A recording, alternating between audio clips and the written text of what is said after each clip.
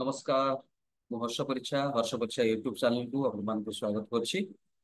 ଏହି ଭିଡିଓରେ ଆମେ ଆଲୋଚନା କରିବା ଯେ ଜଣେ ପବ୍ଲିକ ଇନଫର୍ମେସନ ଅଫିସର ହିସାବରେ ଆମର ମାନୁଆଲ ନମ୍ବର 4ରେ କୋଉ କୋଉ ଇନଫର୍ମେସନ ଦେବା ଆବଶ୍ୟକ ଏବଂ ଜଣେ ସିଟିଜେନ ହିସାବରେ ଆମେ କୋଉ କୋଉ ଇନଫର୍ମେସନ ପାଇବା ଆବଶ୍ୟକ ବା ଦରକାର କରିବା ଆବଶ୍ୟକ, ଯୋଉଟା କି ପବ୍ଲିକ ଇନଫର୍ମେସନ ଅଫିସର ୱେବସାଇଟରେ କିମ୍ବା ଯାହା ବି ଯୋଉ ମାଧ୍ୟମରେ ସେ ଡିସକ୍ଲୋଜ କରୁଛନ୍ତି ବା ପ୍ରକଟୀକରଣ କରୁଛନ୍ତି ସେ ଇନଫର୍ମେସନ ଆମେ ପାଇବା ଦେବ।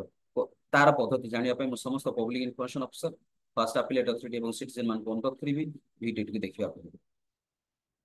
ତେବେ ମାନୁଆଲ ନମ୍ବର 4ରେ ଆମର କଣ କଣ ଆବଶ୍ୟକ ଅଛି, କୋଉ କୋଉ ଜିନିଷ ପ୍ରତି ଆମେ ଧ୍ୟାନ ଦେବା ସେ ଉପରେ ଆମେ ଟିକେ ଆଲୋଚନା କରିବା।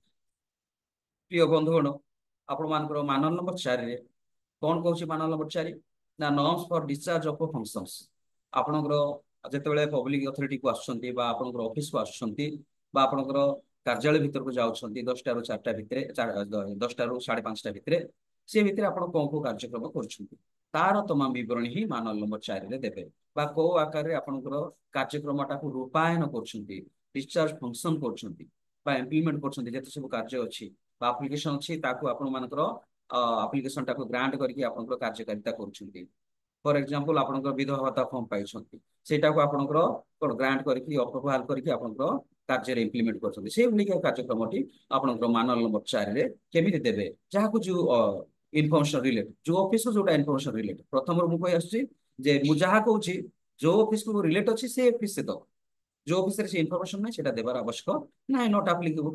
ତ ବର୍ତ୍ତମାନ ନର୍ମସ ଅଫ ଡିସଚାର୍ଜ ଜେନେରାଲ ଭାବରେ ମୁଁ କହିବାକୁ ଚାହୁଁଛି ଯେ କେମିତି ଦେବେ ନା ଡିଟେଲ୍ସ ନର୍ମସ ଯୋଉ ଷ୍ଟାଣ୍ଡାର୍ଡ ଅଛି ଯେ ଆପଣଙ୍କର କାର୍ଯ୍ୟକ୍ରମ କରିବା ପାଇଁ ପ୍ରଥମେ ଦେବେ ସିରିଏଲ ନମ୍ବର। ସିରିଏଲ ନମ୍ବର ଦେଇଦେଲେ, ସିରିଏଲ ନମ୍ବର ଦେବା ପରେ ଆକ୍ଟିଭିଟି, କୋଉ କୋଉ ଆକ୍ଟିଭିଟି ଆପଣ ମାନେ କରୁଛନ୍ତି ଅଫିସକୁ ଆସିଲା ପରେ। ଫର ଏକ୍ସାମ୍ପଲ ଆପ୍ଲିକେସନ ଗ୍ରହଣ କରୁଛନ୍ତି ବା ଆପଣଙ୍କର ଗୋଟେ ଅଛି ଆପଣଙ୍କର ଡିସିସନ ଅଛି ତାକୁ ଆପଣଙ୍କର ଆପ୍ରୁଭ କରୁଛନ୍ତି ବା ଆପଣଙ୍କର ଯାହା ବି ମିଟିଂ ଅଛି ମିଟିଂ କରୁଛନ୍ତି ବା ଯାହା ବି ଅଫିସରେ ଯୋଉ ସବୁ କାର୍ଯ୍ୟକ୍ରମ କରୁଛନ୍ତି, ଯୋଉ ଯୋଉ ଫାଇଲ ଆପଣ ମାନେ ବୁଝୁଛନ୍ତି, ଯୋଉ ଯୋଉ ସେକ୍ସନ ବୁଝୁଛନ୍ତି ସେ ସେକ୍ସନର କାର୍ଯ୍ୟକ୍ରମ ଗୁଡିକ ଆପଣଙ୍କର ଆକ୍ଟିଭିଟି ଗୁଡାକ ଯାହା କାର୍ଯ୍ୟକ୍ରମ ଆପଣଙ୍କର ୱାନ୍ ବାଇ ୱାନ୍ ଆପଣ ଲେଖିଦେବେ। ଏବଂ ସେଇ କାର୍ଯ୍ୟକ୍ରମ ଫର ଏକ୍ସାମ୍ପଲ ମୁଁ ଆଜି ପଞ୍ଚାୟତ ରାଜ ଡିପାର୍ଟମେଣ୍ଟର କେବଳ ଉଦାହରଣ ଦଉଛି। ଗ୍ରାମ ପଞ୍ଚାୟତ ଅଫିସରେ ପଞ୍ଚାୟତ ଏକ୍ଜିକ୍ୟୁଟିଭ ଅଫିସର ସେ ଗୋଟେ ଆପ୍ଲିକେସନ ପାଇଲେ, ବିଧବା ଭତ୍ତା ଫର୍ମ ପାଇଲେ, ସେଟା ଲିଖିଦେଲେ। ସେଇଟା ଗୋଟେ ଆକ୍ଟିଭିଟିସ୍। ସେ ତାର ଟାଇମ ଫ୍ରେମଟା କେତେ କେତେ ଦିନ ଭିତରେ ତାକୁ ଏକ୍ଜିକ୍ୟୁଟ କରାହଉଛି ବା ସେ